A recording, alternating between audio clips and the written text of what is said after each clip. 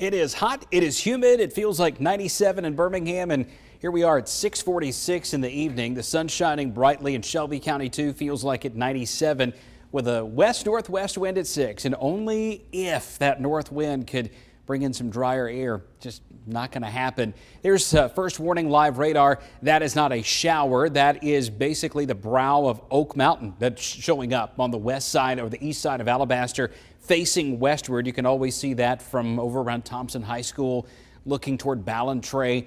Other ridge tops are showing up on radar this evening because of the way the atmosphere is behaving, but no significant showers or thunderstorms left. But boy, do we have a big one around Piedmont earlier. Radar estimates between 1 and 2 inches of rain from about downtown Piedmont northward up towards Shady Grove Road, Steinberg Road, and then Adderholt Road. It got lesser from Spring Garden northeast and from Goshen westward. And if you were around Jacksonville, you probably heard the thunder from this thing, but didn't even really get that much rain around JSU or Jacksonville High School or any significant part of the Jacksonville city limits. 70s in the morning. How about that feels like tomorrow? Feeling like 105 with an actual air temperature around 94 to 95. So a very hot Tuesday on the way. How hot will it feel?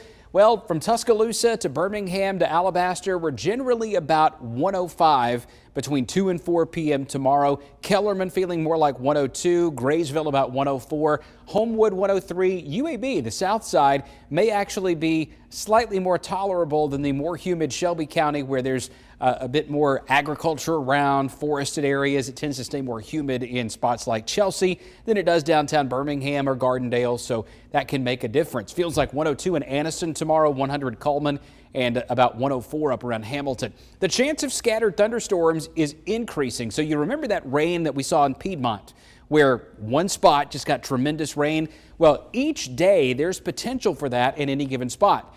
But there's also very high potential, at least for us here in central Alabama, that most of us are going to get missed by that kind of rain. So it's a very hit or miss proposition with rain for the next 7 days. Most spots about 1/2 to 1 inch. Then we're watching this thing down in the Gulf of Mexico. National Hurricane Center now giving that a medium chance of developing between Tuesday, Wednesday, and Thursday.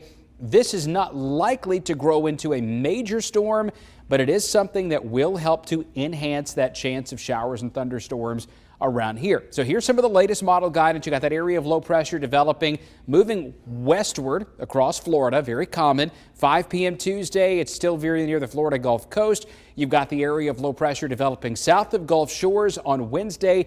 This will create an onshore flow with lots of showers and storms and wind, as well as strong rip currents for the Alabama Gulf Coast and a whole lot of rain too.